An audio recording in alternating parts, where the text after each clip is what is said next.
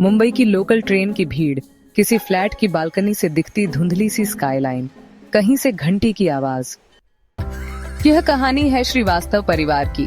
Santa cruise के एक पुराने किराए के घर से उठकर उन्होंने जीवन की सबसे बड़ी खुशी पाई। एक छोटा सा नया फ्लैट कांदिवली ईस्ट में, 3 कमरों का फ्लैट। छोटा बेटा आरव उछल रहा था, माँ पूजा के लिए थाली सजा रही थी और श्रीवास्तव जी खिड़की के बाहर देखते हुए बस यही सोच रहे थे, अब जीवन सुकून से कटेगा। पर यह सुख ज्यादा दिन नहीं टिका। तीसरे ही महीने से चीजें बदलने लगी। आरव हर सुबह सिर दर्द की शिकायत करता, पत्नी नीलिमा का स्वभाव चिड़चिड़ा हो गया था और श्रीवास्तव जी का प्रमोशन 2 बार टल गया। उन्होंने कहा, शायद कोई वास्तु दोष होगा। फेसबुक पर किसी ने सजेशन दिया, टॉयलेट ट्रीटमेंट करवा लो, टेप्स लगा दो, ब्लू टेप, रेड टेप, सब सही हो जाएगा। उन्हें यह आसान लगा। उन्होंने बाथरूम के दरवाजे पर नीली टेप चिपकाई, कमोड के पास लाल टेप, यहाँ तक कि फ्लश की पाइप पर भी काली टेप लगा दी। 3 दिन में ही बदलाव आया। पर यह बदलाव क्या था? आरव अब और भी ज्यादा बीमार पड़ने लगा। नीलिमा को रात में डरावने सपने आने लगे और घर का वातावरण जैसे किसी ने बांध रखा हो।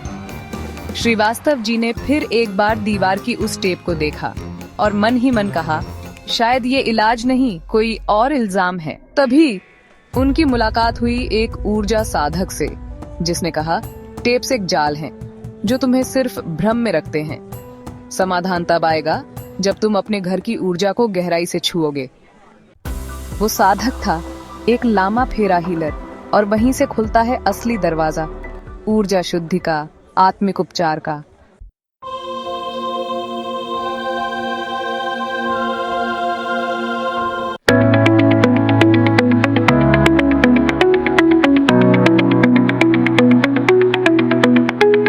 इस चैनल पर हम लामा फेरा, वास्तु, ज्योतिष और अन्य पवित्र आध्यात्मिक विधाओं से जुड़ी अपनी अनुभूतियां और ज्ञान साझा करते हैं। यह सभी जानकारी केवल शैक्षणिक एवं आध्यात्मिक उद्देश्यों के लिए दी जा रही है। यदि आप इसे अपने जीवन में अपनाना चाहते हैं तो कृपया पहले संपूर्ण प्रशिक्षण और उचित मार्गदर्शन के साथ इसे सीखें। हम कभी भी चिकित्सकीय, मानसिक, कानूनी या वित्तीय सलाह को बंद करने की अनुशंसा नहीं करते। यह उपचार पद्धतियां केवल पूरक साधन है, मुख्य उपचार का विकल्प नहीं। हर व्यक्ति के अनुभव और परिणाम भिन्न हो सकते हैं। यह उनके कर्म, ऊर्जा और आंतरिक ग्रहणशीलता पर निर्भर करता है। हम किसी प्रकार की अंधश्रद्धा का प्रचार नहीं करते। Hi everyone, good morning, welcome all.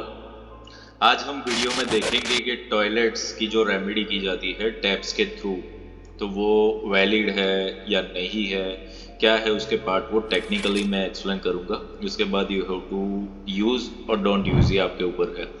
क्योंकि कोई भी चीज़ whatever I am sharing, तो उसको थोड़ा सा मैंने यूज़ किया हुआ होता है और फिर देखा गया है कि इससे क्या इफ़ेक्ट आ रहा है। तो मैं वो चीज़ आपसे शेयर कर रहा हूँ कि टॉयलेट की रेमेडीज़ जो टैप के थ्रू यूज़ होती है, तो वो वास्तु में कितना इम्पैक्टफुल है।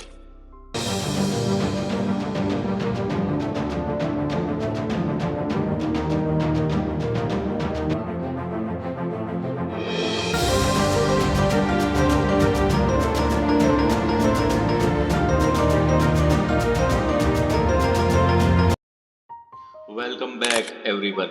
तो टैब्स जो होती है वो मैं दिखा देता हूँ। इस टाइप की टैब्स आती है, जैसे रेड है, फायर एलिमेंट के लिए होती है, मेटल के लिए, वाटर के लिए, एयर के लिए, अर्थ के लिए। तो ऐसे कलरफुल टैब्स आती है। अब ये टैब्स का अलग अलग वास्तु में बताया गया है कि कौन से जोन में टॉयलेट है तो वहाँ पर कौन सी टैप लगाओगे। तो सबसे पहले तो एक चीज़ यहाँ पर जो देखने वाली है वो ये है कि टॉयलेट जो है वो यूरोपियन WC को ही कंसिडर किया जा रहा है। जब आप ये टैप थेरेपी देख रहे हो तो यूरोपियन WC में क्या होता है कि उसका जो बैक का जो पार्ट होता है जहाँ पे आउटलेट होता है, तो वो तो वॉल के अंदर होता है, वॉल हंग हो जाता है, तो वो 3 साइड आप करते हो। बट जब इंडियन WCs यानी कि जो पुराने WC जो होते थे, तो उसका यूज़, उसके अंदर टैप आप कैसे लगाओगे? तो उसमें तो पीछे का जो पार्ट आता था वो ओपन होता है और वो फ्लोर पे होता है। So how you will use that? उसका मतलब ये हो गया कि 3 साइड से आप इसको कवर कर रहे हो, बट जो आउटलेट है वो तो कवर अप हो नहीं रहा है। So this is one point जो कवर अप नहीं हो रहा है ये टैप रेमेडी के अंदर। दूसरी बात एक ये होती है कि टैप अगर आप लोगों ने यूज़ की है या नहीं की है। मैंने उसको थोड़े दिन यूज़ करके देखा, लगा के देखा कि एग्जैक्टली ये यूज़ पुल है कि नहीं है। तो एक चीज़ वास्तु के हिसाब से ये यूज़ होगा कि नहीं होगा, क्या काम करेगा, वो सेकेंडरी है। But maintenance point of view क्या देखा गया कि टॉयलेट्स के अंदर जब भी आप क्लीन करते हो टॉयलेट्स और बहुत कुछ चीज़ें, ये टैप्स उखड़ दी जाती है, क्योंकि टॉयलेट के अंदर पानी तो होना ही है।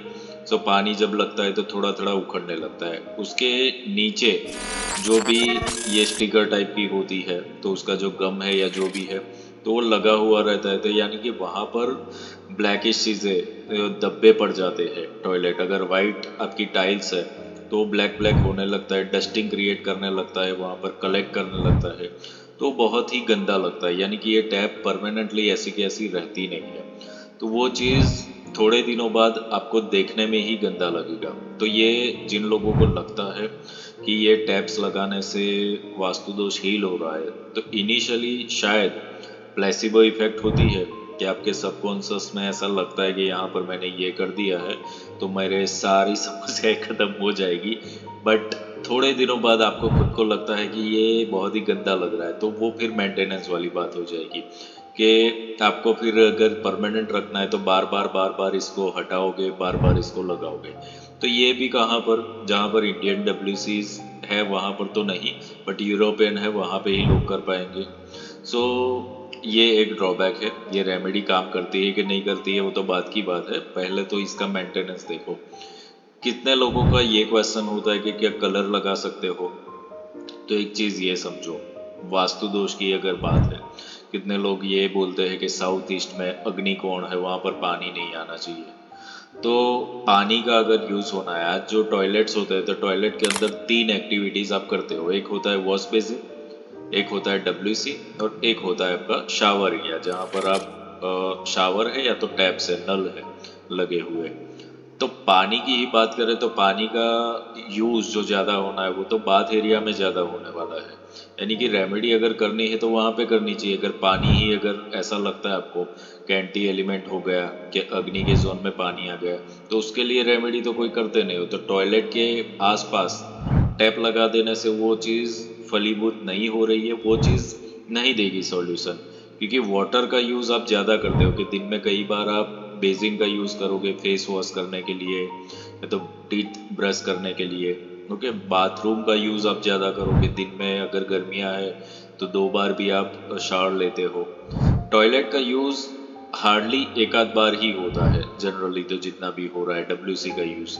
सो वाटर एलिमेंट की अगर हम बात करें तो मेजॉरिटी पार्ट है बाथरूम और बेसिन एरिया में है। अगर उसकी एक्टिविटीज़ देखें तो उसके लिए तो remedy you are not doing anything. तो खाली ये डब्ल्यूसी को कंट्रोल करके आप पूरा साउथ ईस्ट कंट्रोल नहीं कर पा रहे हो। वैसे ही अगर नॉर्थ ईस्ट में देखने जाओ तो नॉर्थ ईस्ट में अगर पानी का जोन है, उसमें पानी आ गया तो बाथरूम आ गया है, तो वो वैलिड है कि नहीं है खुद को पूछो, क्योंकि वाटर एलिमेंट आ गया। डब्ल्यूसी को ही अगर आप नेगेटिव देख रहे हो तो डब्ल्यूसी के लिए अगर आप खाली ये टैप्स का यूज़ कर रहे हो तो क्या ये चीज़ पॉसिबल है? मतलब होता क्या है, टैप लगाने से एक शील्ड बन जाता है कि इस चीज़ को कट कर दिया, यानी कि ये कोई काम का ही नहीं है। क्या ये पॉसिबल है? अगर ये ऐसा पॉसिबल होता तो हमारे बॉडी के अंदर अगर ऑर्गन्स कोई भी फेल हो जाते हैं तो डॉक्टर्स फिर यही कर देना ऑपरेशन की जगह पे, कि आपके शरीर के ऊपर अगर हार्ट का सर्जरी करने की जगह पे अगर वहाँ पे टैप्स लगा दे कि हार्ट हील हो जाएगा। क्या ये ऐसे काम करेगा? नहीं करेगा ना। उसको फिजिकल लेवल पर जाना पड़ेगा, सर्जरी करनी पड़ती है कि जो पार्ट डैमेज हो गया है फिजिकल वे में, तो उसको फिजिकल वे में ही काम करना पड़ता है। जब तक वो फिजिकल वे में डैमेज नहीं हुआ तब तक आप एनर्जी लेवल पर काम करोगे, यानी कि 2 वे काम करना पड़ेगा यहाँ पे। So same way it happens with structure vastu also, कि अगर स्ट्रक्चरली कोई चीज़ गलत जगह पे आ गई है तो वास्तु शास्त्र के हिसाब से तो आपको वो हटाना ही बेटर ऑप्शन है, मगर वो पॉसिबल है नहीं। इतने लोग फ्लैट में रहते हो तो फ्लैट के अंदर आपके पास वो ऑप्शन, वो पॉसिबिलिटीज़ नहीं है कि आप टॉयलेट को शिफ्ट कर पाओ, मेन एंट्री चेंज कर पाओ, या कोई भी चीज़ आप चेंज कर पाओ। तो वहाँ पर आपको ये थेरेपीज लेनी पड़ती है। तो टैप वाली थेरेपी जो है वो एक तो मटेरियल है। अब मटेरियल एनर्जी को कैसे पता कि एनर्जी का कलर कोई नहीं होता, energy don't understand colours, energy understand only frequencies. तो तो आप क्या वो फ्रीक्वेंसी वहाँ पर जनरेट कर रहे हैं, एंटी फ्रीक्वेंसीज नहीं कर रहे हैं, तो आपकी टैप को पता है कि कौन सी फ्रीक्वेंसी से डील कर रही है, नहीं पता, तो फिर हीलिंग कैसे होगा उसका। सो वास्तु दोष अगर आपको मिटाना है तो आपको एनर्जी पकड़नी पड़ेगी। तो नेगेटिव एनर्जीज अगर टॉयलेट की देखें तो वो 6 से लेके 6.6 हर्ट्ज तक नेगेटिव एनर्जी होती है उसकी। अगर उसको पॉजिटिव वे में कन्वर्ट करना है तो आपको वहाँ से क्या चीज़ चाहिए। अगर आपको वहाँ पर लगता है कि सोशल नेटवर्क वाले जोन में आ गया है टॉयलेट, तो उसका एनर्जी ब्लॉक कर रहा है, तो आपको वो एनर्जी 15.3 तक लानी पड़ेगी। अगर आपको लगता है कि ये हेल्थ वाले जोन में आ गया है टॉयलेट, तो उसकी एनर्जी 17.6 तक लानी पड़ेगी। अगर आपको लगता है फाइनेंस के जोन में आ गया है टॉयलेट, तो उसकी एनर्जी 8 हर्ट्ज पर लानी पड़ेगी। तो ये फ्रीक्वेंसी का खेल है। टॉयलेट की एनर्जीज नेगेटिव होगी तो उसको पॉजिटिव वे में लाने के लिए आपको एनर्जी का काम ही करना पड़ेगा। सो जब तक आप वो नहीं करते, आप फ्रीक्वेंसी के साथ काम ही नहीं कर रहे हो, so it will not work. So कोई भी रेमेडी जब हम पिरामिड्स या क्रिस्टल्स भी यूज करते हैं तो उसकी फ्रीक्वेंसी मैच करते हैं उस जोन के साथ, उसको प्रोग्राम किया जाता है। So there is a combination of hardware and software. तो कोई भी ऑब्जेक्ट किसी काम का नहीं है, वो सिर्फ एक डेड बॉडी है। जब तक उसको प्रोग्राम ना किया जाए, जब तक उसके अंदर एनर्जी दी ना जाए, तब तक वो काम नहीं करता है। So why pyramids and crystals are useful, because it's program किए बिना तो कोई भी ऑब्जेक्ट काम का नहीं है। ये आपके टैप से कुछ काम के नहीं है, कुछ भी कर लो, ये वास्तु दोष नहीं मिटाता। वास्तु दोष मिटाने के लिए दो ही काम है। एक तो ये है कि घर आप पूरा तोड़ दो और वास्तु के हिसाब से जो नॉर्म से उस हिसाब से करो। वो पॉसिबल है नहीं, क्योंकि 100% वास्तु बेस्ड घर बनाना पॉसिबल है ही नहीं, क्योंकि वास्तु के नॉर्म्स इतने डिटेल में है, इतने डीपर है। तो दूसरा आपके पास ऑप्शन क्या रहता है, एनर्जीज बैलेंस करने का। एनर्जी बैलेंस करने के लिए आपको फ्रीक्वेंसीज पता होनी चाहिए कि आपका घर कौन सी एनर्जी से डील कर रहा है अभी इस वक्त। वो फ्रीक्वेंसी जानने के लिए ही तो आपको रिपोर्ट लेना पड़ेगा, उसका डायग्नोस करना पड़ेगा, और उसके बाद वहाँ पर कौन सी फ्रीक्वेंसीज लानी है, इंस्टॉल करनी है, उसके लिए एनर्जाइजिंग प्रोसेस होता है। तो this is the real process of vastu healing. इस तरीके से ही करना पड़ता है और इसी तरीके से हम सारे वास्तु के प्रोजेक्ट्स डील करते हैं, चाहे खुली ज़मीन हो या तो फिर रेसिडेंस हो, कॉमर्शियल हो या इंडस्ट्री हो। So this is the way of doing the right thing. So इस तरीके से वास्तु काम करेगा। वास्तु दो चीज़ है, एक है फिजिकल चीज़ है जो दिख रही है, और दूसरा है एनर्जी जो इनविजिबल है, जो दिखती नहीं है, जिसको आप फील कर सकते हो। सो मैनी पीपल फील उनके घर के अंदर। सो इस तरीके से ही आप इसको कर सकते हो। So see you all in the next video. Divine blessings to all of you.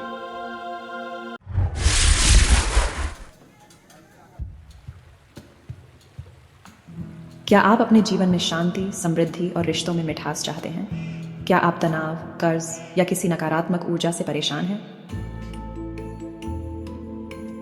Lama फेरा एक प्राचीन तिब्बती हीलिंग तकनीक जो आपके जीवन में गहराई से बदलाव ला सकती है। यह खास सन मून सोल के संस्थापक और लामा फेरा ग्रैंड मास्टर श्री विपुल जोशी द्वारा संचालित किया जाएगा। इससे आप कर सकते हैं घर की वास्तु ऊर्जा को ठीक, जिससे शांति और समृद्धि आए, गहरे कनेक्शन और रिश्तों की समस्याओं को ठीक, अपने जीवन से काले जादू और नकारात्मक ऊर्जा का सफाया, कर्मिक मुद्दों का समाधान जिससे मानसिक शांति मिले, और अपना स्वास्थ्य, ख्याति और आर्थिक स्थिति मजबूत करें। लामा फेरा आपके लिए सिर्फ एक हीलिंग पद्धति नहीं है, यह आपको एक नया स्किल सिखाकर दूसरों की मदद करने और आर्थिक रूप से आत्मनिर्भर बनने का मौका भी देता है। सीखें, प्रैक्टिस करें और दूसरों को ठीक करने के साथ खुद की भी तरक्की करें। सोच रहे हैं कि क्या यह आपके लिए सही है? क्या पता यही वो मौका हो जो आपकी जिंदगी बदल दे। आप इसे गंवाना चाहेंगे? और अब खास आपके लिए फ्री चक्र वर्कशॉप का मौका। इस वर्कशॉप में आपको पूरी डिटेल मिलेगी जिससे आप अपनी ऊर्जा संतुलित कर सकें। अधिक जानकारी के लिए कमेंट बॉक्स में यस लिखें। यह वर्कशॉप लामा फेरा ग्रैंड मास्टर श्री विपुल जोशी द्वारा संचालित की जाएगी। अपने घर, रिश्ते और जीवन को बदलने का पहला कदम उठाएं। शांति, समृद्धि और सफलता आपका इंतजार कर रहे हैं।